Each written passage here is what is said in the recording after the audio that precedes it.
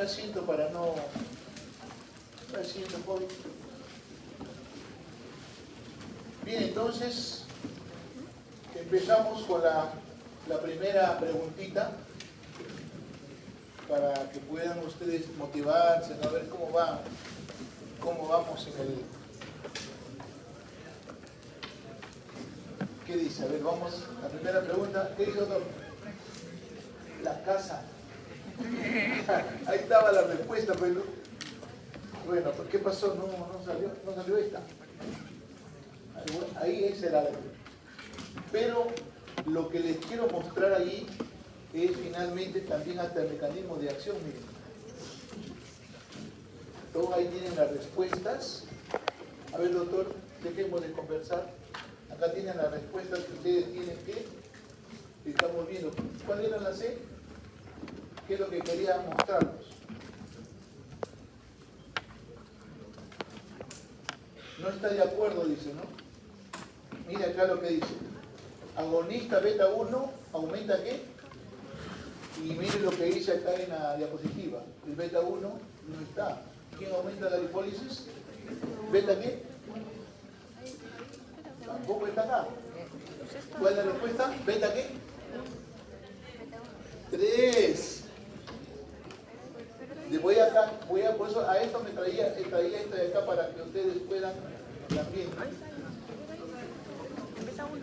A ver, vamos a ver contratación, glucogenólisis. No está hablando de grasas ahí.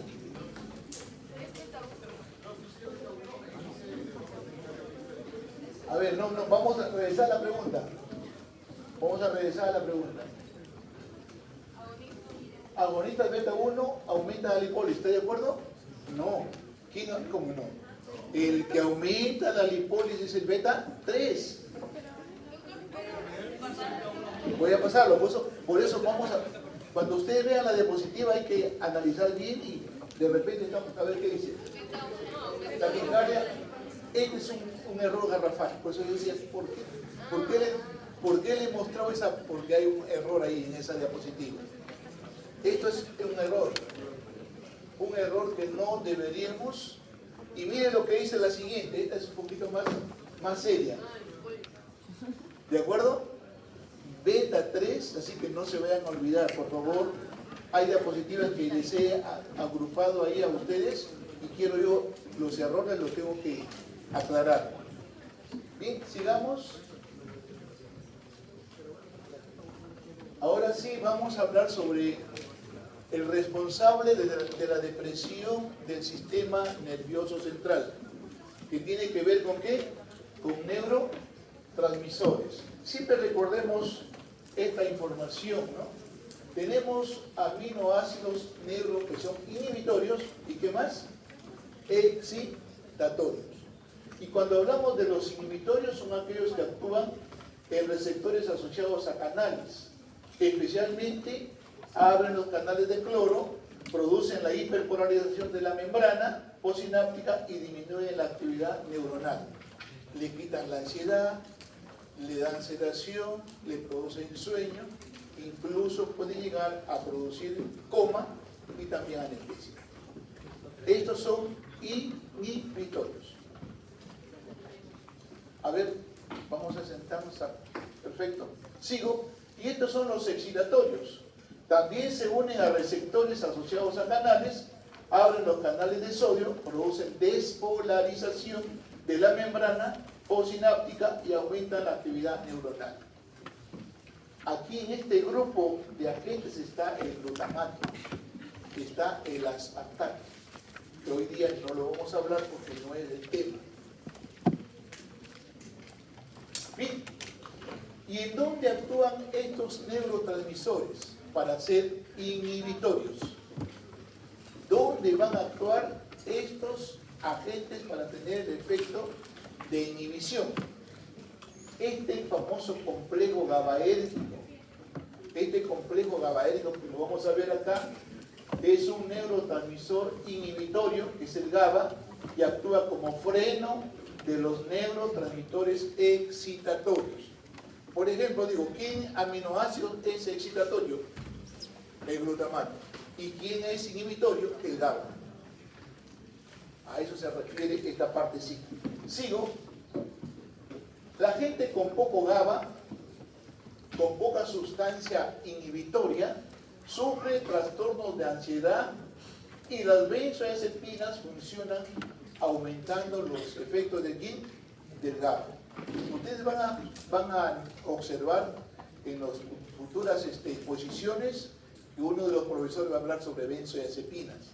Es bueno resaltar que la benzodiazepina es un potenciador del GABA, pero quiere decir que no va a funcionar si no hay GABA, mientras que los barbitúricos también potencian al GABA, pero puede funcionar en ausencia de GABA, que va a depender de la dosis. Repito entonces, la benzodiazepina funciona si hay, y el barbitúrico en presencia o en ausencia. Esa es la gran diferencia. Bien, sigo. El GABA está ausente en algunos casos, en algunas partes del cerebro, y por eso es que se produce ¿qué? El síndrome ¿qué? Convulsivo. Entonces no vayan a olvidar esta partecita. Bien, ¿dónde va a actuar el GABA? Hay dos tipos de receptores GABAérgicos, el A y el B. Y recuerden que el A es responsable de sueño, sedación y relajación. Y el B también relaja el ambiente y los músculos, pero no es tan importante como el GABA A. O sea, el GABA A, receptor GABA A, es más intenso los efectos. Incluso dependiendo del número de receptores GABA que se pueda uno ocupar, va a haber ansiolisis, sedación, hipnosis. Y eso es más o menos la idea. Bien. Luego, receptores GABA y su función. Siempre recordemos esta. Desafortunadamente vivimos un ambiente estresante, ¿verdad o no es verdad? Por ejemplo, yo me estreso porque a la hora que doy la vuelta la policía está esperándome. Y me dice, ¿por qué no prendió su lucecita de que va a entrar? Se me fue. Y bueno, pero le voy a poner una multita sencilla de 35 solcitos, porque quiero acabar mis talonarios de sanción. Mire, ellos salen con un grupo de talonarios y lo tienen que acabar. Yo no sé cómo lo hacen. Y por eso es que a veces nos pone tenso, ¿no? Porque al final sale de nuestro bolsillo. Tratamos de entrar y llegar más rápido a la Molina, pero finalmente es como si hubiéramos pagado un taxi. Bien, sigo.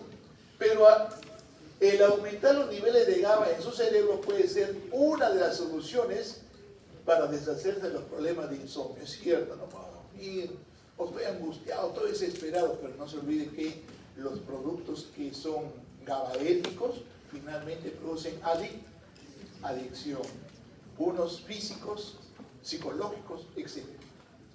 Bien. Luego, ¿qué hace básicamente? ¿Qué son los depresores del sistema nervioso central de prescripción médica? Estos agentes, por si acaso, ya no se venden en la farmacia. Quiero un diazepam, o quiero lorazepam, o quiero alprazolam. No. Ahora tiene que ir con una recetita, una prescripción médica. Bien. Los depresores del sistema nervioso central son fármacos que aumentan la actividad del GABA, responsable de inhibir ¿qué? La actividad cerebral. Estamos hablando de la responsable de que produzcan ansiolisis, sedación, hipnosis, anestesia o coma. Los depresores del sistema incluyen sedantes, tranquilizantes y qué más, y medicamentos hipnóticos. Yo voy a tener una clase de opioides, pero yo ya no llamo narcóticos. Pero ustedes van a observar que hay muchas informaciones que hablan de opiáceos, de narcóticos. Ya narcótico es una terminología que tenemos que borrarlo de nuestra mente, pero aún los profesores, docentes americanos todavía lo usan. Así que hay que tener siempre en consideración. Depresores disminuyen el estado de alerta y aminoran, como dice acá, la actividad. También disminuyen las funciones de ¿qué? De atención, razonamiento, memoria, inteligencia. Cuando tú manejas no puedes tomar una benzodiazepina porque no tiene reacción. Yo me acuerdo, estaba en mi pasantía en Vall d'Hebron, en Barcelona, y el último mes me dio un insomnio, pero tremendo. Yo estaba con un colega que dormíamos, ¿cómo roncaba? Yo no podía dormir. Fue sumando, y me decía mi colega de allá de Barcelona, ¿y por qué no tomas una? No, le digo, me voy a volver adicto. Entonces, ¿cuál fue mi solución? Adelanté mi viaje y me vine a mi casita y se acabó todo el problema. Extrañaba a mi esposa y a mis hijos. A veces hay que solucionar los problemitas para que ya no te aparezca la ansiedad ni la angustia y finalmente el insomnio. Muy bien. Veamos los depresores del sistema nervioso que aumentan. ¿El efecto quién? Del GABA. Finalmente del GABA. Y aquí quiero mostrarles, este es el famoso GABA, el complejo GABAérgico, donde encontramos muchos receptores. Por ejemplo, este es el sitio del GABA. Este es el sitio de los benzodiazepinas. Este es el sitio de los barbitúricos. Cuando este barbitúrico se une a su receptor, permite que el GABA se una. Es un modulador facilitador. ¿Cómo se llama? Alostético. Está facilitando. Y al contrario, ¿no? Acá, por ejemplo, esta famosa picrotoxina, cuando se une acá, evita que se una. ¿Cómo se llama eso? ¿Alostético qué? Antagonista. Esto cuando se une, por ejemplo, la coramina, ay, una gotita de coramina, esto le están produciendo, se une acá y evita el efecto sedante, en otras palabras. Y empieza el efecto más angustia, más desesperación. Así que yo creo que la coramina no sirve para nada. Bien, veamos acá entonces quiénes están dentro de este grupito. Dentro de este grupo tenemos acá los alcoholes, los fármacos sedantes, barbitúricos, benzodiazepinas, fármacos tranquilizantes, el cannabis, los opioides, anestésicos endovenosos, inhalatorios, etc. Todo este grupo de fármacos. Yo soy anestesiólogo casi 40 años. Toda mi vida tengo que usar opioides, tengo que usar tranquilizantes para nuestros pacientes, porque vamos a observar cuáles son los objetivos de una anestesia general y cuáles serán los objetivos de una anestesia regional, pero hoy nos toca hablar de la general. Bien, entonces, seguimos aquí de acuerdo al grado de profundidad de la depresión. Por ejemplo, se deprime un poquito más, un poquito menos, entonces de acuerdo a eso vamos a observar la evidencia de efectos. Por ejemplo, ansiolítico, sedante, hipnótico, tranquilizante y anestesia general. A veces mis colegas para dar un legrado colocan sedación profunda. Sedación profunda, le tocan la región vaginal, el paciente salta. Necesita anestesia ¿qué? General. O sea, necesita que pierda la conciencia, no le duela y ni se acuerde. Porque le colocamos el producto y acabó ya. Sentió nada. Qué bien. Qué bien, ¿no? Nos gusta que no sientan nada. Entonces, aquí tenemos esta parte. Muy bien, mecanismo de acción, no se vayan a olvidar entonces que pasan la barrera hematoencefálica, por eso es que van a actuar en el complejo GABAérgico, se unen al receptor GABA-A en un sitio diferente del complejo GABAérgico y aumentan la acción del neurotransmisor inhibitorio o actúan directamente aperturando. ¿Se está hablando de quién? De los barbitúricos. Está hablando de los barbitúricos. ¿Sigo? Barbitúrico, que es la razón también de esta clase. Hace muchísimo tiempo que los barbitúricos se han vuelto obsoletos en el manejo anestesiológico. Ahora las benzodiazepinas le han desplazado y algunos otros agentes. Pero quiero mencionarles, ¿no?, de dónde deriva del famoso ácido ¿qué? Barbitúrico. Como ácido barbitúrico viene a ser la condensación de urea y ácido malónico. Pero como ácido barbitúrico no tiene actividad depresora del sistema nervioso central. Solo le sirve para dar el nombrecito. Si les pregunto, ¿cómo estaría el barbitúrico si lo doy por vía oral en el estómago? ¿En forma no ionizada o en forma ionizada? A ver, ¿quién dice por ahí? Yo. Una voz, una sola voz. A ver. Si es un ácido en el mismo medio, ¿cómo se encuentra?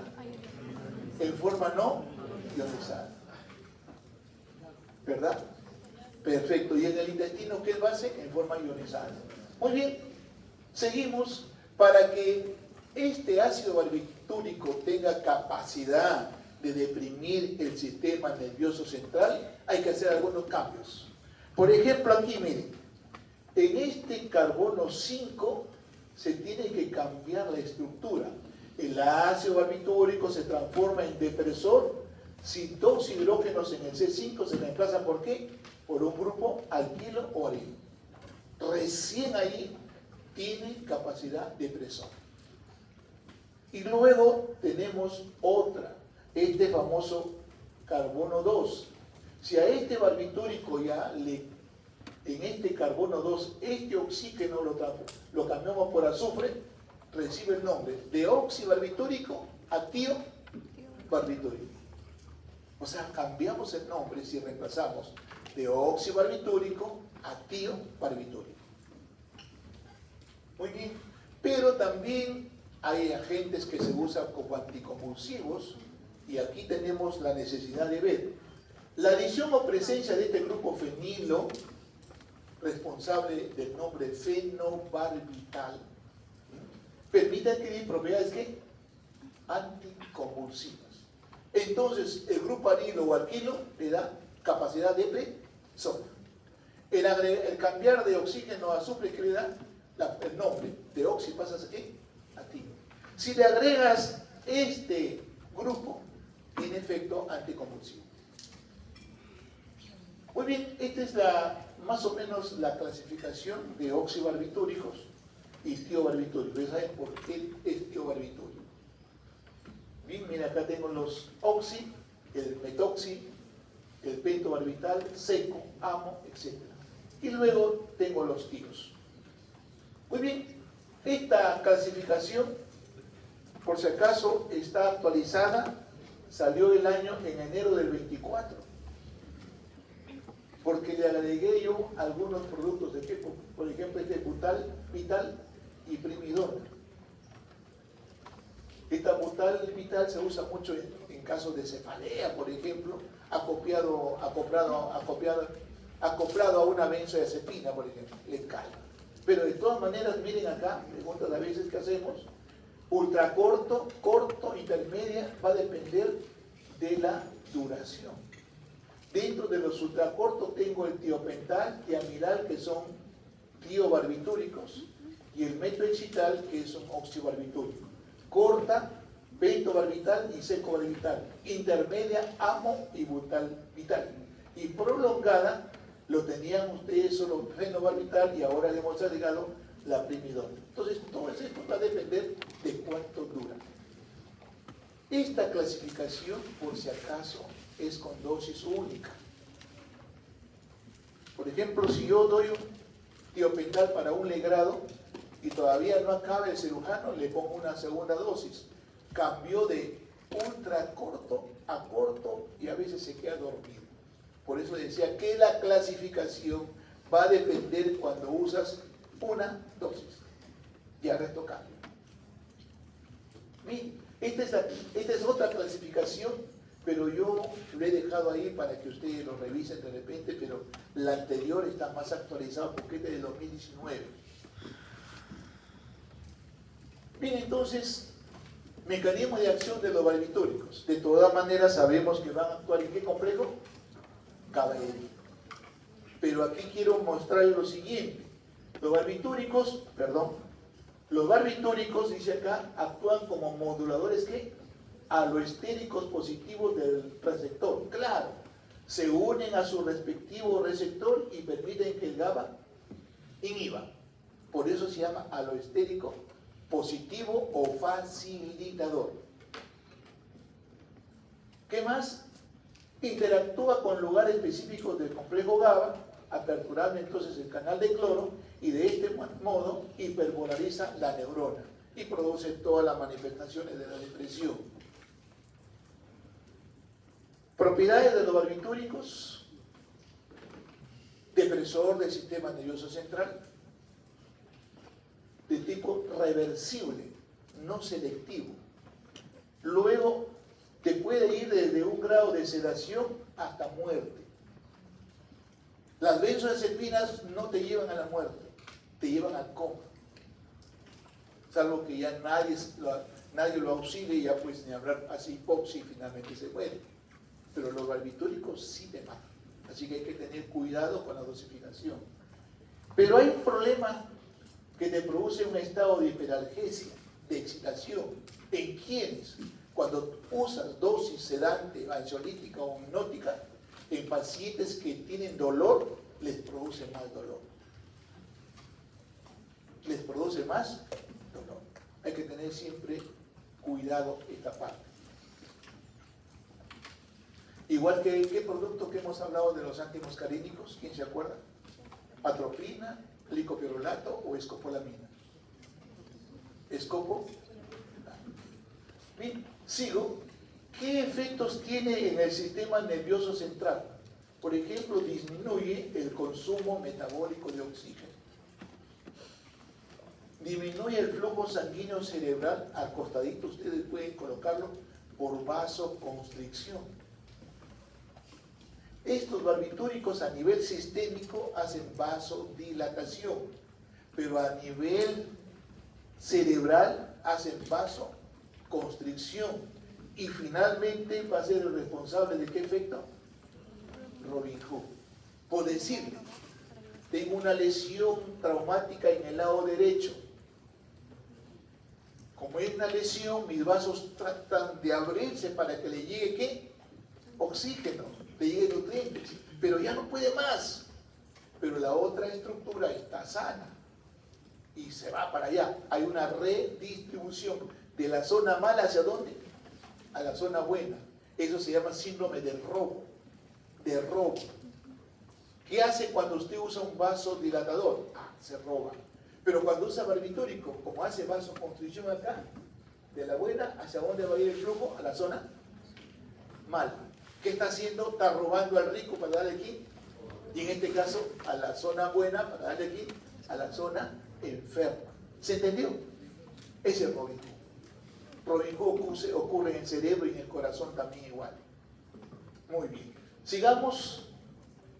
Entonces el flujo sanguíneo disminuye porque produce vasoconstricción en el cerebro, no a nivel sistémico. Disminuye la presión intracraneal. Cuando tengo un paciente con politraumatismo y la presión se está elevando, tienes esta opción. El barbitúrico baja la presión. ¿Y por qué baja la presión? Porque produce vasoconstricción y de esa manera hay menos flujo, hay menos sangre y baja la presión. Sigo. Disminuye la demanda de oxígeno vital. Y finalmente también en aquellos que tienen glaucoma, disminuye la presión intraocular. Muy bien. A dosis bajas, efectos en el GABA, a dosis bajas, los barbitúricos prolongan aloestéricamente la apertura del canal de cloro. ¿Estamos de acuerdo? Porque al unirse en su receptor, permite que el GABA actúe con su efecto inhibitorio. Las dosis altas, estos fármacos tienen afinidad mimética del GABA, abren los canales. En otras palabras, ¿cuál es la diferencia de las benzodiazepinas? Que los benzos solo funcionan cuando hay, y este funciona con GABA o sin GABA. Dependiendo de qué, la dosis. Sigo avanzando. También bloquean, miren qué ventaja. Yo a veces, esto lo acabo de agregar porque no lo tenía en la clase pasada. Porque, bueno, sigo revisando, sigo añadiendo. Miren lo que dice acá. Los barbitúricos también bloquean los receptores AMPA y cainato, subtipos de receptores ionotrópicos del glutamato. Estos son responsables del dolor neuropático. ¿Del dolor qué? Neuropático. Entonces quiere decir que el barbitúrico me puede servir para esos dolores neuropáticos por este mecanismo de acción. Y sabemos que el glutamato, ¿qué es? Es el principal neurotransmisor excitatorio en el sistema nervioso de los mamíferos y de usted también. Efectos sobre el sueño. ¿Por qué usamos? Miren. Primero, disminuye el periodo de latencia del sueño. A veces llegamos a la cama, estamos ahí contando ovejitas, 100, 1000 y bajamos y el sueño no hay cuando llegue. Sigue contando en retroceso, 1000, 999, 998 y no te duermes, acabas hasta 1 y nada. Entonces necesitamos algo. Luego, recordemos, aumenta el tiempo total de sueño, por eso lo usamos. Disminuye el número de despertares, porque a veces uno tiene insomnio, no porque no duerme, sino que yo duerme y después se despierta, duerme, otra vez se despierta. Finalmente sumas y finalmente no ha dormido el tiempo. Algunos dicen 6 a 8 horas, pero de todas maneras necesitamos tener. Alarga el periodo 3 y 4 del sueño no REM y disminuye el número de periodos REM. Entonces, por eso es, pero como les decía, para este efecto ya quedó obsoleto. Obsoleto, que ya pasó de moda. Ahora tenemos las benzo o los tranquilizantes. Muy bien, ¿qué más hace a nivel respiratorio? Es un depresor respiratorio a dosis dependientes. Yo me acuerdo que cuando estamos dando un anestésico endovenoso, un barbitúrico, los colegas le dejan respirar. Oye, les digo, ¿por qué le dejan respirar? Oye, te hacen una hipoxia y al final te vas a asustar. Ah, Panchito, me dijo, déjate de estar como que Panchito. Le voy a decir 40 años y no tengo ningún problema legal. Y espero nunca tenerlo. Ni en la clínica ni en el hospital. En la clínica peor, hay que cuidarse más. En el hospital, por lo menos, yo trabajé en el hospital Revaldeati, 14 pisos, mientras llega al 13 va a demorar, mientras llega al 12 va a demorar, y mientras llega al segundo piso ya no hay nada. Pero necesitamos, porque que ventilarlo. Tengo mi máquina ahí, tengo mi balón de oxígeno, todo, pero ese es el problema que tenemos. Bien, sigo, deprime levemente los reflejos protectores, o sea, te puede hacer un laringoespasmo. Entonces tienes que tener cuidado. Otro elemento, laringoespasmo es una de las principales complicaciones de anestesia con barbitúricos. Para eso, ¿qué tenemos que hacer? Dar acción colinérgica o anticolinérgica. Respuesta anticolinérgica para reducir la secreción de saliva, que es el responsable. No broncoespasmo, por si acaso. Otra de las cosas que también decimos. ¿Produce broncoespasmo? No. ¿Pero te protege? Tampoco. Un día hacían estudios, varios estudios. Decían, los barbitúricos son broncodilatadores, como también, por favor, mentira, le digo. Roque ya hizo el trabajo del año 97 y dice que no. Lo que pasa es que no han ido evaluando bien, pero lo que sí sabemos es que no te induce broncoespasmo, pero tampoco te protege. Y mayormente los pacientes que llegan a sala de operaciones y le tenemos que colocar anestesia general, cuando lo intubamos, ese broncoespasmo no depende del fármaco, sino depende de la superficialidad de la anestesia. Está superficial. Entonces, cuando está superficial le toca así, reacciona. Broncoespasmo. Entonces, también es él. Muy bien. ¿Qué más hacen a nivel cardiovascular? Disminuye la resistencia, especialmente es un venodilatador, disminuye el retorno venoso, y si hay menos retorno venoso, habrá menos gasto, y si hay menos gasto cardíaco, habrá menos ¿qué? Todo eso, ¿no? Si no, revisen ustedes la primera parte de simpáticos miméticos. Seguimos, atenúa los reflejos. Normalmente cuando alguien comienza a sangrar, ¿cómo responde tu organismo? ¿Aumenta la frecuencia o baja la frecuencia? Está sangrando, la presión comienza ¿qué? A bajar. ¿Y qué hace tu sistema compensador? Eleva la frecuencia cardíaca. Aquí cuando hay sangrado, no hay respuesta de refleja. Quiere decir que no hay taquicardia. Porque está ¿qué?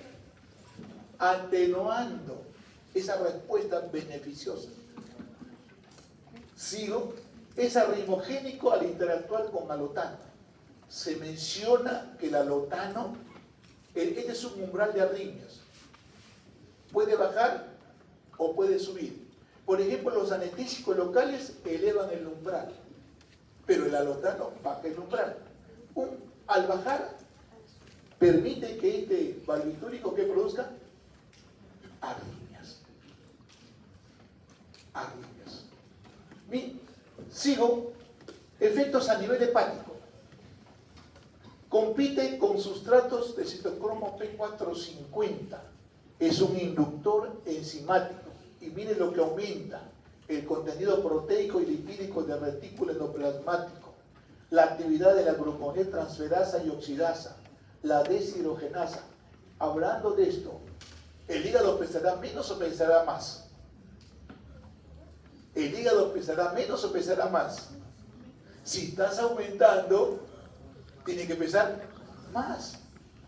¿Estamos de acuerdo? Y luego tenemos esta otra partecita. Aumenta la síntesis de ácido delta aminoleubolínico mitocondrial y aumenta la síntesis de porfirina. Por eso es que los barbitúricos y también las benzodiazepinas están proscritas en esta enfermedad. Porque aumentar la porfirina básicamente va a aumentar la porfiria intermitente, que puede ser problemas de piel, problemas de convulsión, dolores abdominales, etc. Bien, farmacocinética de los barbitúricos, recordemos esto. Decía, los barbitúricos se absorben bien en el tracto gastrointestinal, pero de preferencia se usa la endovenosa y también se usa la rectal, dependiendo. Algo más, la distribución es amplia en el cuerpo, pero recuerden siempre esto: la velocidad de ingreso al sistema nervioso central, ¿de qué va a depender? De la alta solubilidad lipídica. Cuando doy una endovenosa, le decimos al paciente que comience a contar desde el 1 a avanzar. 1, 2, 3, y a los 12, 15 o 20 ya está dormido. Por eso dicen que tiene una latencia de 5 hasta 15 segundos. Esta es la distribución, porcentaje de fijación a proteínas. El tiopental se fija a 65% y es el más liposoluble. Y el fenobarbital solo 20% y es menos liposoluble.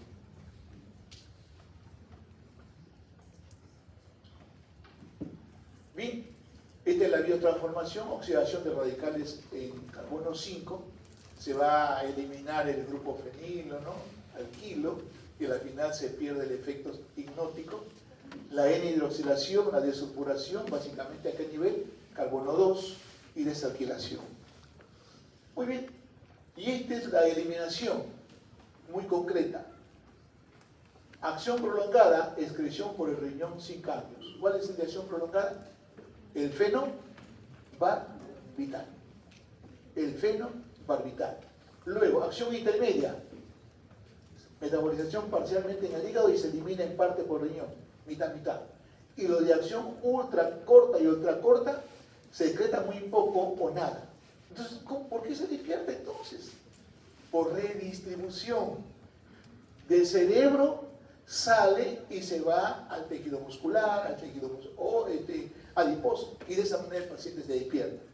No es por degradación, sino por redistribución.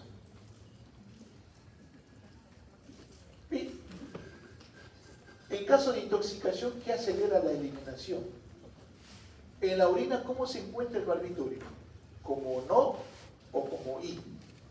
¿Como no ionizada o como ionizada?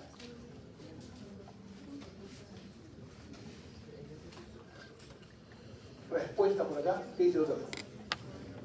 ¿Orina qué pH es? ¿Ácido o básico? Ácido. La orina es ácida. A ver, piensen sin hablar. La orina es ácida.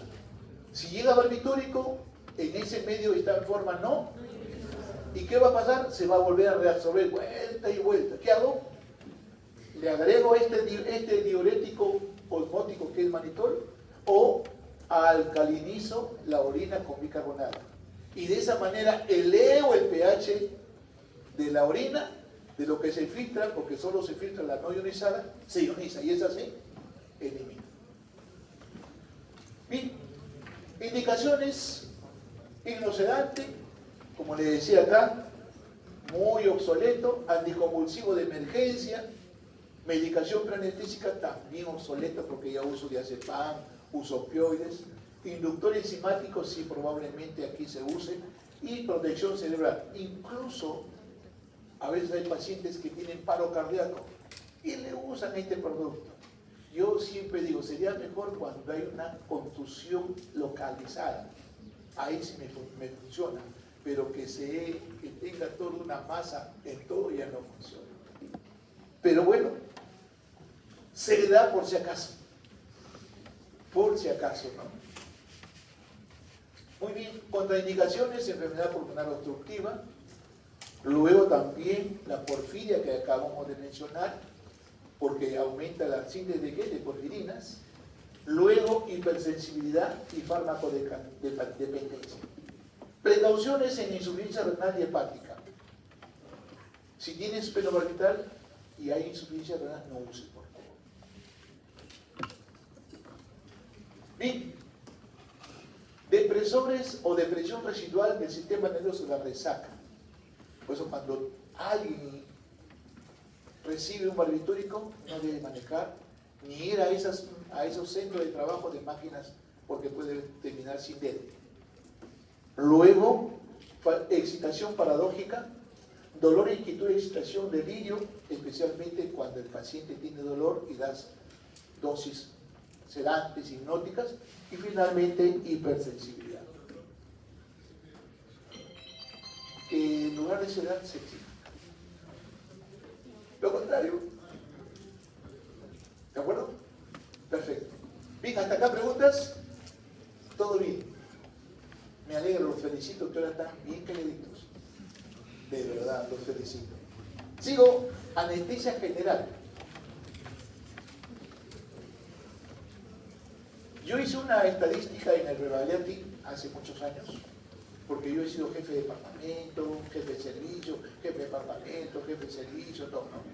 Y bueno, también había que hacer una estadística cuántas cirugías con general se hacen y cuántas cirugías con regional. Y observé que había 55% de anestesia general y el resto regional o local. Por lo tanto, necesito yo tener fármacos para anestesia general. Pero a veces no te conceden los de arriba tener todos los fármacos. Y ya peor los de marca. ¿Usan qué? Genéricos. Genéricos. Y yo digo, el genérico nunca llega a tener el efecto máximo del de marca. Tiene menos eficacia. Un día estaba viendo un avance, habían ingresado por ahí por el mercado de allá del centro de Lima y encontraron a esos vendedores que en las pastillas no había nada. Pura pastilla. Ya se imagina. Igual, nuestro Perú no tiene laboratorios para poder probar si es o no es. Finalmente aprueban con la documentación del empresario. ¿Qué empresario va a decir mi producto es malo? Ninguno, ¿verdad? Ayer se me ocurrió comprarlo porque a mi compañera se le elevó un poquito mucho café. Le digo, mamá, le digo, anda, cómprate una Anapril de 10 soles. Digo, un sol me costó 10. Le digo, ese Anapril valdrá, ese Captopril valdrá, no sirve. Porque no cumple el efecto máximo de eficacia. Sigo avanzando entonces, aquí para mostrarles, mira, estos son, ahora ya no se llama anestesia general equilibrada ni balanceada, desde el año 2018 ya se llama anestesia multimodal. ¿Por qué multimodal? Porque usamos un poquito de este, otro poquito de acá, otro poquito de acá. O sea, usamos buscando la sinergia de qué tipo, aditivo o potencia. De potencia. Con la finalidad de reducir dosificación. ¿De acuerdo? Pero tratamos de unirnos para llegar al mismo objetivo que vamos a mencionar acá. Muy bien. Anestesia general, perdón, la N, se me fue la. Ventajas. La dosis reducida de medicamentos da como resultado menor posibilidad de qué. Por eso se llama qué. Multimodal. Sigo.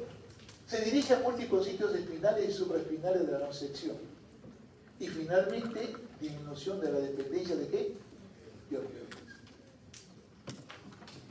En Estados Unidos y acá también en el Perú, el fentanilo ha generado muchas muertes. Anestesiólogos se han matado con fentanilo. Bien, estos son los objetivos de una anestesia general. Primer objetivo, yo colocaba siempre hipnosis, ahora se llama estado de ¿qué? De inconsciencia. Yo colocaba analgesia, ahora ¿cómo se llama? Antinocicepción.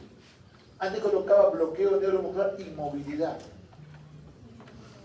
Amnesia, hoy viene pérdida de la memoria reciente o anterior.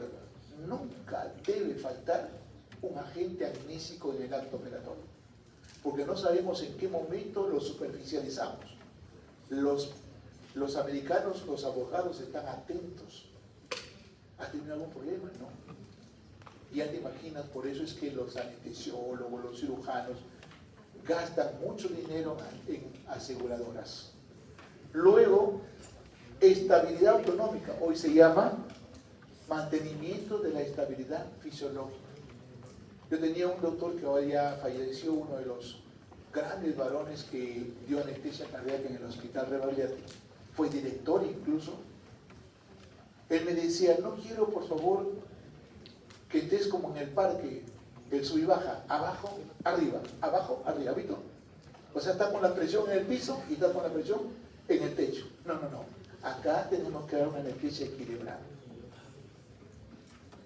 Bien, ¿dónde van a actuar esos agentes que usamos en anestesia general? En este complejo GABAérgico. Actúan en el receptor GABA A, el cual se asocia ¿con qué? Con el canal de ion cloro. A la hora que se une, se abre el canal, ingresa el cloro. Y la activación conduce a la hiperpolarización de la neurona, resultando en ¿qué? Sedación, ansiolisis, hipnosis y anestesia general. ¿Cómo se llaman esos receptores que potencian al GABA? Alostéricos, moduladores alostéricos o también antagonistas. Muy bien. Muy bien, entonces, otro de los agentes que tenemos de uso es la ketamina. La ketamina no ha pasado de moda. En la Segunda Guerra Mundial se usaba mucho, pero no como ketamina, sino como un producto parecido. Había que amputar a veces a los jóvenes podemos decir, las metralletas, las balas, etc. Pero también este productito que tiene acá, miren, el famoso óxido nitroso, 1771 se sintetizó o se formó. 1771, ¿cuánto tiempo ha pasado? Pero aún sigue vigente. Incluso las máquinas de anestesia vienen con óxido nitroso. Yo digo, este es como universal, textil, aunque pasen los años se mantiene joven. ¿Se acuerdan de esa propaganda? Este es el agente. Este otro producto que no lo voy a usar, creo, el xenón. El xenón, yo siempre decía, ojalá que llegue, nunca llegó, salí del Hospital Revalliati. ¿Ustedes creen que en la clínica vamos a usar xenón? No, porque es caro. Pero es un producto que haces inhalar un ratito y ya perdiste la conciencia. Te cierran y te recuperas. Yo decía que ni siquiera los taxistas sepan, porque te subes al taxi, te dan xenón, ya sabes dónde terminas. Bien. ¿Qué efectos tienen estos productos? Antagonistas de qué receptor? Del MNA. En otras palabras, antagonistas del glutamato.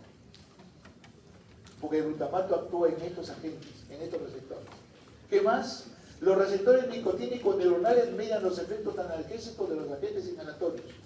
Yo estaba octubre, noviembre y enero de 2003 y me dijeron, porque yo he sido speaker de Agua Laboratorio, es un hablador en toda Latinoamérica. Entonces iba a dictar conferencias y me dijeron, doctor Rojitas, va a haber ahí una demostración y dicen que actuando a nivel neuroespinal se produce. ¿Cómo le digo? No, le están hablando tonterías. de las revisiones que he hecho, le digo, no me parece. Y no me fue. Yo finalmente llegué a la conclusión que no sirve, que estos receptores irán a la analgesia. No es cierto, pura teoría. Bien, seguimos. Tipo de anestesia general, por ejemplo, la endovenosa, que ahora le llaman TIVA, y ahora los laboratorios de Perú están deseosos pues, de que se venda su producto, el propofol, el remifentanil, le dan PCI. Luego tenemos la anestesia inhalatoria, la que empezó Morton en el año 1846, y le llamamos VIVA, anestesia total inhalatoria. Y luego tenemos ya la anestesia multimodal, donde ya combinamos fármacos. Y finalmente anestesia combinada. Decano de acá de la facultad me estaba en México y iban a operar a su hijito, a su nieto. Y me dice, doctor Rojita, desde México, ¿usted cree que debo aceptar que a mi nieto le coloquen combinada?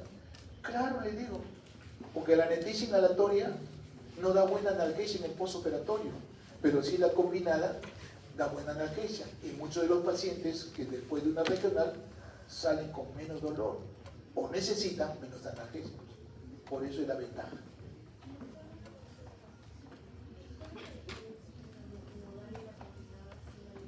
La combinada viene a ser la aplicación de general más una regional. Y la multimodal es cuando tú usas varios fármacos con distintos mecanismos de acción, pero finalmente llegas al objetivo. Acá deseo hablar de la definición, ¿no?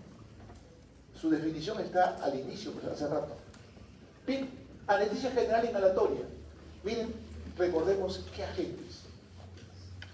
Tenemos agentes gaseosos, acá inorgánicos y orgánicos. De este grupo solo está el famoso óxido nitroso, y este es el nombre en algunos sitios del mundo están usando. El resto ya fueron. Y los otros, los volátiles, son aquellos que cambian de líquido a vapor o a gas. Y para que tengas una cantidad ya bien establecida, se usan unos aparatos que se llaman vaporizadores. Y en el vaporizador dice omnisebo, omniviso, omnital. O sea, ¿solo para qué? Para iso, solo para sebo o para desflurar.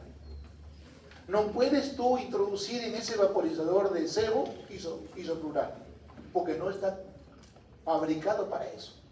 Cada uno tiene su propio vaporizador.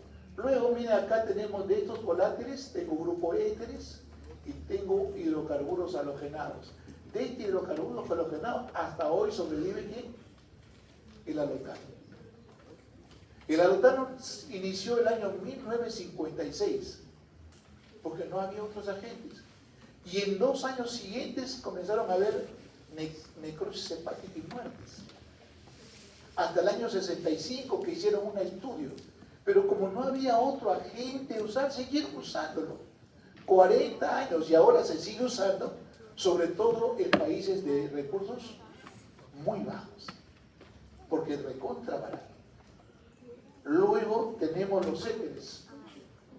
De este grupo ya no hay, y de este grupo tenemos vigente el sebo, que es yo digo la vedette de Perú y la vedette del norte del mundo. Tengo el desflurano y el iso. Pero de todas maneras, estos solo tienen, ¿qué productos tienen? ¿Qué tienen? Solo flúor. El halotano tiene flúor, bromo y cromo. Tiene otros. Entonces es interesante esto. Sigo. Luego se generó saber qué agente es más potente. El sebo es potente más que el iso, más que el halotano. Entonces se pensó en esta idea, el famoso CAM, concentración alveolar mínima. ¿Qué dice el CAM? Concentración alveolar mínima. En inglés es más que lo mismo, mínima alveolar concentración. Pero de todas maneras necesitamos un CAM 50. ¿Qué significa? cuando yo administro CAN 50, hay 50 pacientes que no le duele y 50% que le duele. Es el CAN 50, por eso dice acá bien claro. Concentración 50 de los pacientes con respuesta a un estímulo. Y hay que, ¿me sirve para qué más me sirve el CAN? Para comparar potencia. Por decirles, el alotano tiene un CAN 0.75%, el ISO 1.15, o sea, necesita más dosis. El cebo 2%, el desflurano 6%. ¿Qué me está hablando? Me está hablando de qué? De potencia. Y aquí tenemos esta grafiquita, acá, perdón, antes de eso, miren los campos. La concentración. A esto se refiere concentración. Por ejemplo, ¿quién es el menos potente? El que tiene más valor de qué? De campo. ¿Quién es menos potente? El óxido nitroso. Por eso dicen el óxido nitroso es un anestésico, ¿no? Que tiene más acción analgésica que anestésica, porque es poco potente. ¿Y quién es más potente? El metoxiflurano, un CAN 0.16. Pero mire acá, estamos hablando del desflurano 6, CO2, en fluorano 1.68 y ISO 1.15. Esta es la curvita que podemos nosotros armar.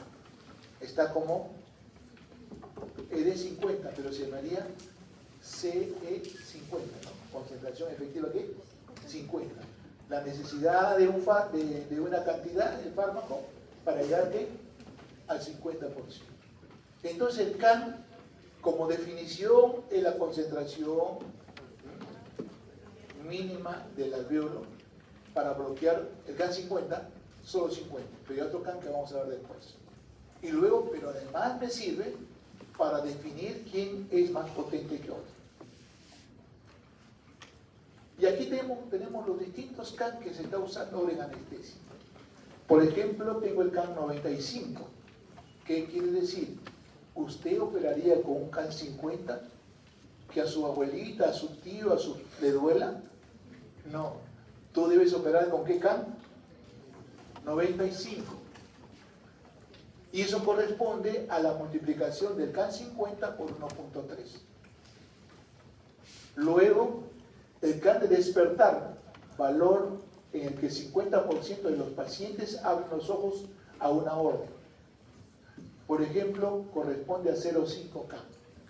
Hay pacientes que tienen Parkinson, rebelde a los fármacos, y se hace una operación neuroquirúrgica y se les coloca ahí un aparatito, ¿no? Ese aparatito vale, creo, como $150.000 más o menos. Pero hay que preguntar cuando ya lo despertamos y le pregunta para ver cómo está. Entonces, todas esas cosas son importantes para mencionar. Luego el CAN-PAR. CAN de respuesta de bloqueo adrenérgico, valor en el que se suprime la reacción simpático-mimética. ¿Cuánto es de CAN? 1.5. Si el cebo es 2, ¿cuánto tiene que darle? 3%. Si el desflurano es 6, ¿cuánto tiene que darle? 9%. A eso se refiere. Sigo. La anestesia profunda se consigue con 2 CAN. Siempre me acuerdo, a mi esposa le estaban operando y yo no doy anestesia ni a mi mamá, ni a mi papá, ni a mi esposa, ni a mis hijos, pero sí estoy al costado. Mira, entonces yo había salido y regreso y le digo: doctor, ¿y qué tal, doctor? Bien, Panchito, me dijo, todo está perfecto. ¿Cuánto tiene de presión? 120/80. ¿Cómo? 120/80. La que le duele, doctor, digo, porque mi mujer es de 90/60. Y como que mi esposa, como no había usado ningún amnésico, al día siguiente después me contó, a la hora de que me estaban operando, me dolía, me decía. Y comencé a pedir a Dios que me calme. Y ese momento que yo llegué y le aumenté, ¿qué? La concentración. Dios usa a los hombres para bendecir. y me quedé dormida. No se olvide, ¿qué le faltó a esta anestesia? Amnésico, para que el paciente no se acuerde. ¿De acuerdo? Miren qué interesante. Pero aparte, tenemos que hablar de esto, ¿no? ¿Cuánto es la concentración? 2K. Si usas el nocebo, 2%. Pero si usas con opioides o con otros agentes, pues no vas a usar. Ahora se da remifentanilo y se baja la dosis del sebo, porque estás haciendo un sinergismo de potencia. Bien, seguimos. Este es otro elemento importante. Yo quisiera saber cuán rápido se duerme y cuán rápido se despierta. Cuando yo usaba lotano y otras drogas, no podía usar porque la presión se bajaba y estábamos desesperados que venga el cirujano. ¿Para qué? Para que corte, y por acción del simpático se eleva la presión. Gracias a Dios vinieron estos agentes nuevos con coeficientes de partición tan bajos que yo lo puedo profundizar y lo puedo ¿qué? Superficializar. Es versátil, hay una versatilidad para subirlo, para bajarlo. Entonces no estoy esperando ni llamando al cirujano que venga, porque el cirujano a veces no viene, pero ya lo tengo dormido. Porque ¿de qué depende? Depende de este elemento que se llama partición sangre-gas. Y el que tiene el menor valor de este coeficiente es el más rápido para dormir y más rápido para despertarse. Ahí, ¿quién es más rápido para dormir? El DES. ¿Y quién es más lento para dormir? ¿Quién demora más para despertar? El alotano. ¿Saben lo que hacíamos el año 84, 85, 86? No había monitores en la recuperación. No había un médico de guardia. Agarramos el paciente, lo llevamos así con el tubo y ahí que se encargue la enfermera. ¿A qué hora despertaba? Y el cirujano colocaba una gastrectomía. Ponle diclofenaco, una ampolla cada 8 horas, se le duele. No medían el valor del dolor. Ahora no, el paciente se despierta en la misma sala. Por lo tanto, debo manejar el dolor en la misma sala. Y para eso tengo yo los opioides Remi, Fenta, pero especialmente ¿qué? Estos agentes que son de rápido despertar. Miren, sigo avanzando. Esta es una diapositiva que salió muy interesante. Miren, ¿cuándo salió? El 94.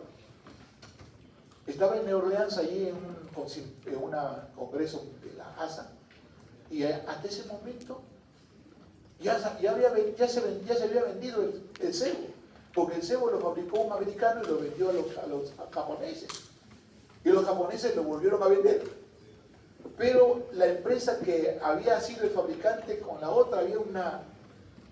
Entonces desde acá habían generado desflorano y desde acá los ceboranos. Y yo me acuerdo, le pregunté, ¿por qué no usas cebo? Primero vendes con alotano y le pasas la adentro, y si tienes una...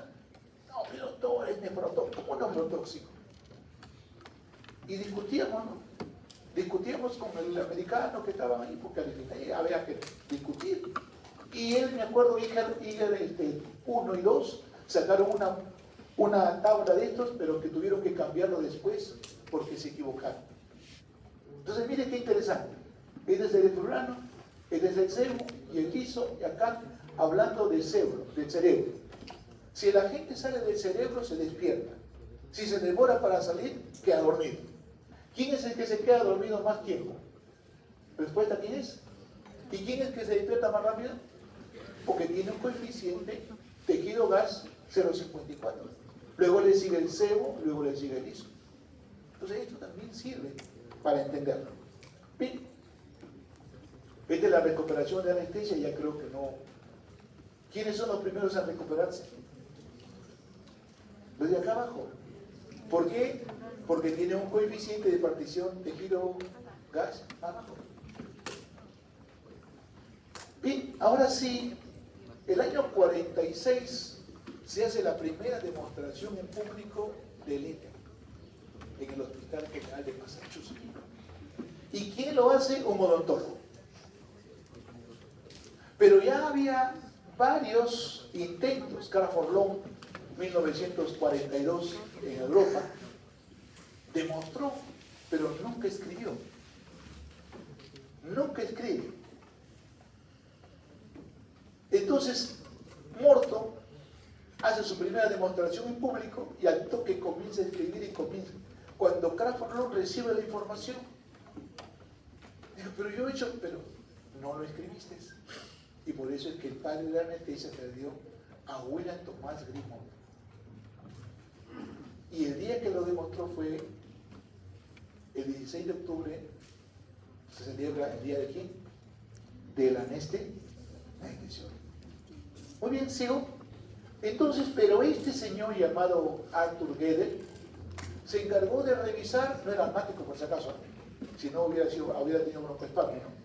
De revisar toda la historia de la anestesia, despapelar todo, y él dice, de acuerdo a la profundidad, observó etapas y planos de la anestesia, con un solo agente.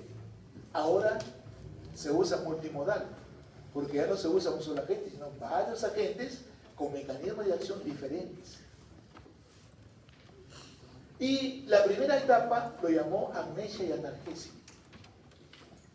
Empieza con la inhalación del gas y termina cuando pierde la conciencia. Y aquí habla de planos, memoria y sensación normal. Plano 2 hay amnesia y analgesia parcial. Y plano 3 hay amnesia y analgesia total. ¿Cuándo termina? Cuando pierde ¿qué? El conocimiento. Hasta ahí va bien. Pero luego venía esta etapa que se llama etapa de delirio, de excitación. Cuando el paciente no quiere pasar a la parte quirúrgica, se excita, como dice acá, ¿no? Comienza a tener respiración arrítmica, excitación motora, hiperactividad, vómitos, pupilas, se orina, araña, hasta que ya finalmente lo pasamos a la otra etapa. ¿Cómo sé? La segunda etapa empieza con la pérdida de conocimiento y ¿con qué? Con la desaparición de qué? Del reflejo palpebral. Llega un cirujano a la sala de operaciones y le dice, ¿tú eres residente? Sí, soy del tercer año. ¿Cómo sabes que ya debo operar? ¿Cómo sabes que ya está en la etapa quirúrgica? Porque no hay qué, porque no hay reflejo palpebral. Entonces ya, ahora sí, doctor, puede operar por eso. Y el cirujano dijo, gracias, ahora sí puedo operar.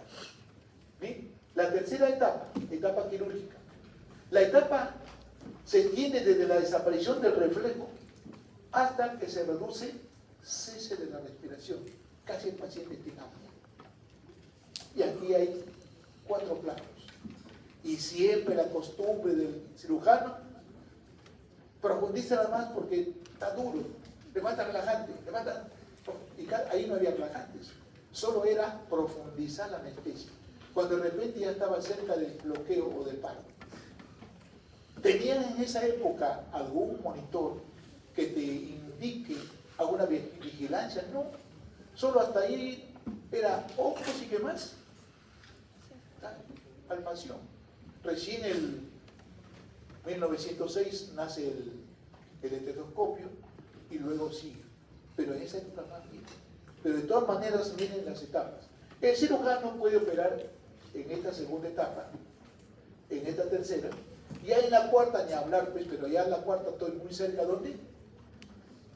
Ahora, por ejemplo, usamos el BIS, que me da más o menos la altura de la profundidad.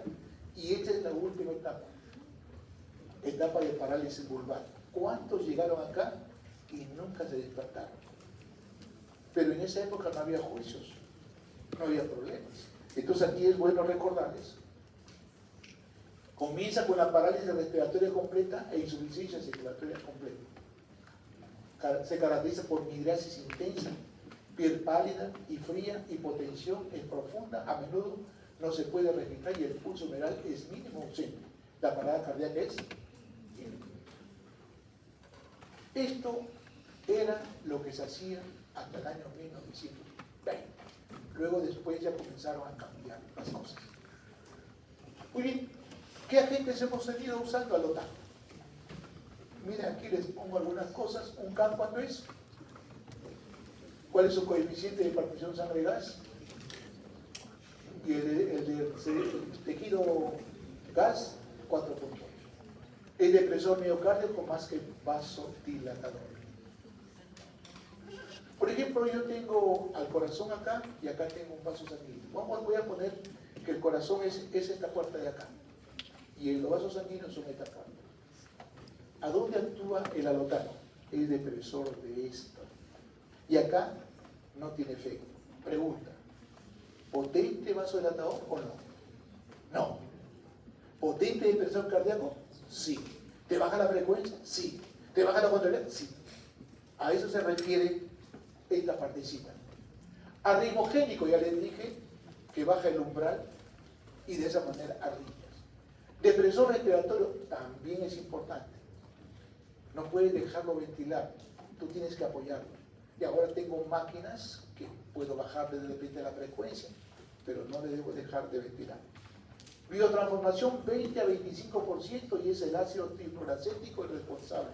Este productito se une a la proteína hepática y genera un antígeno. ¿Y todo antígeno qué forma? Anticuerpos. Y en una reexposición te produce una necrosis hepática. Por eso es que hay más de 1000 casos de hepatitis alotánica. Más de 1000 casos. Luego, ¿el mayor riesgo de qué? De hepatitis alotana reportada. Luego tenemos el isoflurano. Aquí tenemos un CAM, que es 1.15, coeficiente 1.46. Este es el coeficiente para 2.1. Irritante durante la inducción inhalatoria. Si cuando inhalo me produce irritación, ¿lo puedo usar como inductor con máscara? No, porque me da problemas. Entonces, no es de uso para dormir en los niños ni en adultos. ¿Qué más? No más vasodilatador que depresor. En otras palabras, si este es el corazón y estos son los vasos, el ISO está más pegado aquí a los vasos que al corazón. Luego, no arritmogénico, perfecto. Depresor, como también el anterior. Biotransformación, mire, 0.2 a 2%, pero siempre ácido trifluoracético.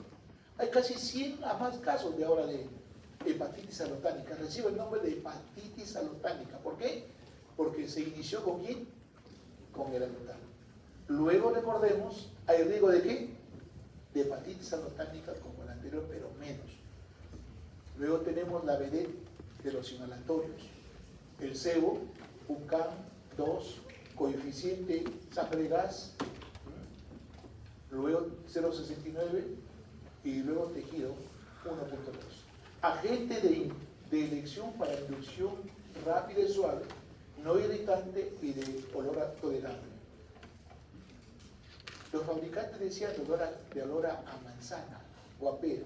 Entonces yo le pregunté a una paciente, porque le coloco la máscara para que pueda yo hallar una vía endovenosa, y le digo, señora o señorita, le digo, ¿huele a pera, huele a manzana? No, todo.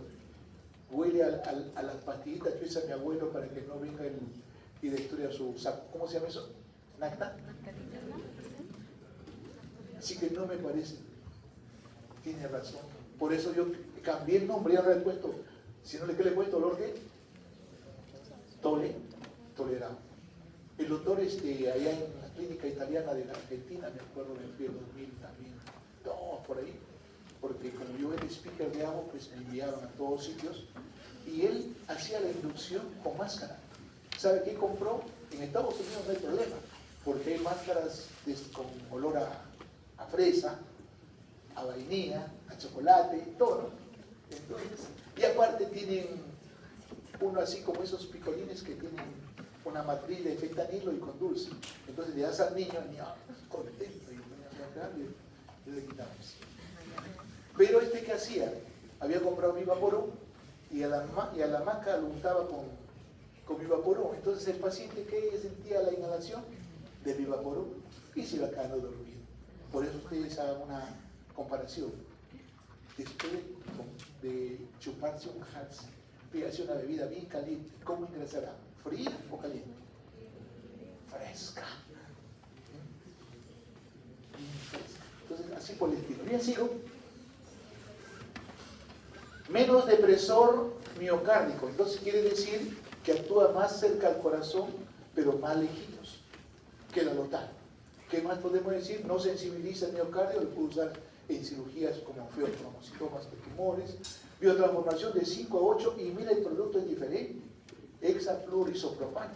Este agente, este metabolito se conjuga y se elimina. Hasta hoy no hay reporte de hepatitis alotánica por sebo, porque el componente es otro. Y no reporte de hepatitis alotánica. Sigo.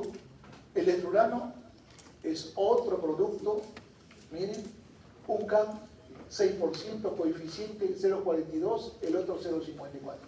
Más irritante. ¿Saben lo que dice la literatura? 15 veces más irritante que el ISO. 15 veces. Miren qué interesante. El mayor vasodilatador, claro, actúa más ¿en dónde? Acá. Y si hay vasodilatación, ¿qué hay como reflejo? Taquicardia. Cuando Tom Iber, uno de los grandes también expositores de Avo Laboratorio, su speaker, decía, el deslurano se acompaña de taquicardia. Y es cierto, ¿no? Tom Iber. Luego, produce taquicardia, no arritmias, no sensibiliza, lo puede usar en feostromocitomas. Miren la biotransformación, bien poquito, 0,02 y 0,2.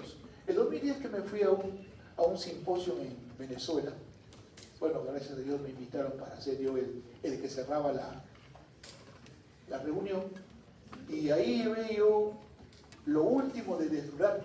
¿Por qué? Porque Avo Laboratorio no vendía sebo ahí, porque los famosos personas habían agarrado un frasco de sebo y habían almacenado. Entonces un niño se murió. Y bueno, es un problema serio. Entonces yo fui para hacer demostraciones en las clínicas.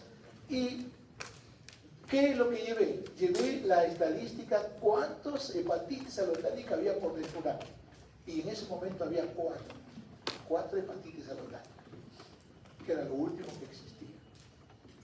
Y luego, no hay riesgo de hepatitis alotánica con el... Perdón, hay riesgo de hepatitis, ¿por qué? Porque su producto final, ¿cómo se llama? Ácido trifluoracético. A pesar de una degradación tan poquita, pero hay 4 casos. Muy bien, luego anestesia general endovenosa. Aquí quiero mostrarles al famoso etomidato.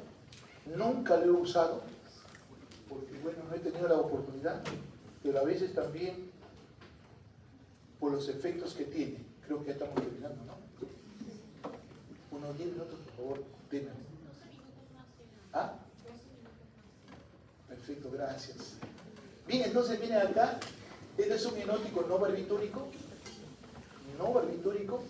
de inicio de recuperación rápida, 5 a 15 segundos, no tiene efecto analgésico, por lo tanto le debo asociar fentanilo o remifentanilo. Mínimo efecto hemodinámico, es el mayor estabilizador. El sebo es en la parte inhalatoria y este es en la parte endovenosa. Puede presentarse, este es el problema serio, la supresión adrenal. Tú necesitas los corticoides para enfrentar situaciones, porque los corticoides cuando se liberan, la médula suprarrenal libera ¿qué? Adrenalina. Hicieron una comparación de etomidato con propofol. Y finalmente este es el que menos hipotensión reportaba, pero era el grupo que más se moría, porque no había ¿qué? Respuestas. Finalmente, ¿no? Después de administrar. Sigo, el propofol. Este es ahora la BD de los endovenosos. En todo hospital, en toda clínica van a tener propofol. Infusiones, incluso los laboratorios comienzan a vender herramientas para darle como TCI. Y bueno, finalmente, en el Perú, estos equipos se dan como sesión uso, pero en Norteamérica se tiene que comprar. Por eso hizo una comparación de costos y decía, se gasta más en endovenosa que en la balanceada o multimodal. Por eso es que los americanos su estadística de multimodal es como 70% y endovenoso es menos. Pero acá en el Perú, todo el mundo quiere dar endovenoso, todo el mundo quiere TCI. Claro, porque los equipos son en sesión uso, pero el americano compra una bomba para el propofol, compra una bomba para el relajante muscular, compra una bomba también para el remifentanil. Y aparte, o sea, costoso. Muy bien.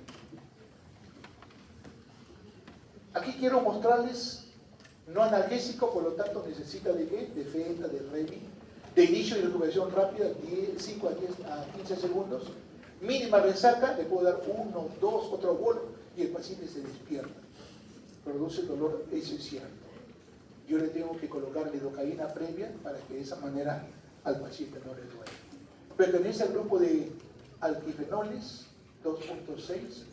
Recuerden que parte del componente del propofol parece al huevo, por lo tanto los alérgicos al huevo no deben recibir propofol.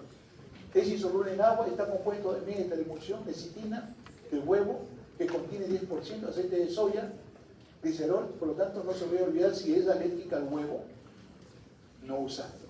Es una solución estable a temperatura ambiente, pH 7 a 8.5, su peso molecular unos 178 y se une a proteínas en el 98%. Solo con 2% te hace perder la conciencia.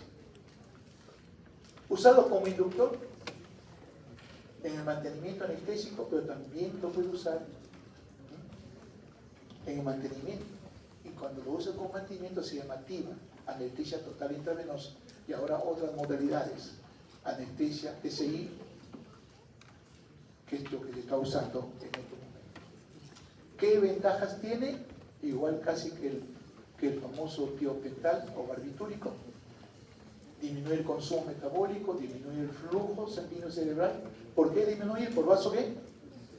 Constricción, disminuir la presión intraocular, disminuir la presión craneana y no usado como anticonvulsivo. Hace un poquitito, no sé qué, porque ya después ya vamos a salirnos del público.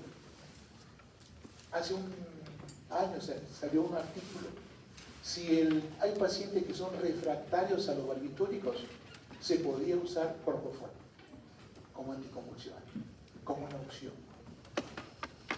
Muy bien, pero sí tiene un problema, baja la presión más que todos los agentes anestésicos, porque produce vasodilatación y depresión miocárdica, amortigua los reflejos vasoreceptores, no hay taquicardia, o tiene efecto ¿qué?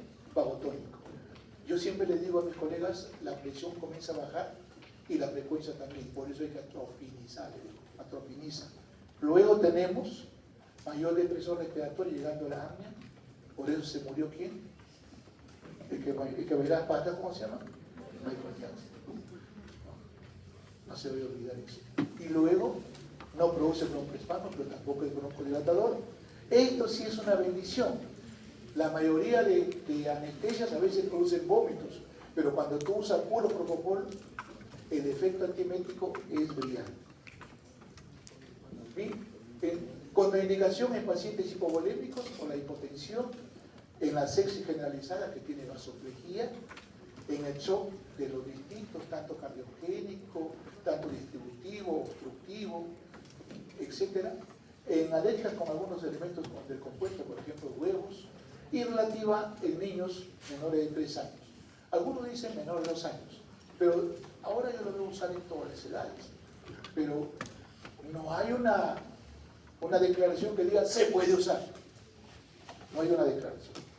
¿Sí? Ketamina ahora se usa mucho como agente para el dolor neuropático, dosis bajísimas, 0.25, 0.50. Anestesia disociativa. Es el único agente que produce anestesia disociativa, no hay otro. Luego, usado en inducción anestésica en casos especiales, hipotensión, asma, shock. ¿Por qué? Porque eleva la presión. Porque bloquea la captación neuronal de noradrenalina. Seguimos, puede administrarse por vía endovenosa, intramuscular, rectal. Dosis de inducción 0.5 a 1.5 y esta es dosis endovenosa. Y luego también tenemos en la intramuscular. Y esto es cuando quiere dar mantenimiento. En el año 1980 se habló muchísimo sobre los agentes endovenosos. Y luego yo llegué en el año 84 a hacer mi residencia y comencé a avanzar. Y bueno, se me ocurrió a veces también, en esa época no había activa ni nada, pero digo, vamos a hacer una infusión con ketamina, pero con microgotero. Ahora hay máquinas aquí que son muy sofisticadas. Muy bien, ¿qué produce? Nistagmo con dilatación pupilar por la cantidad de noradrenalina que existe, salivación excesiva, lagrimeo, por eso debemos atropinizar muy bien, luego amnesia y analgesia profunda, lo contrario a los barbitúricos y al propofol, aumenta el flujo porque vasodilata, aumenta la presión intracraneal y aumenta el consumo. Este también es algo serio, alucinaciones y delirios. Muchos de los pacientes en el intraoperatorio comienzan a gritar, comienzan a quejarse y a veces algunos tienen sueños muy difíciles a veces de entender. Aunque decían hay que darle bastante diazepam para que de esa manera, pero de todas maneras hemos visto esas. Bien, la estimulación simpática central, no se olvide. ¿Por qué le damos el shock? Porque eleva la presión arterial. Dice acá, bloquea qué? Eleva la frecuencia, el gasto cardíaco inotrópico negativo cuando lo usas en vitro, pero cuando tú le das en vivo, estas cosas de acá enmascaran y da la impresión que sube.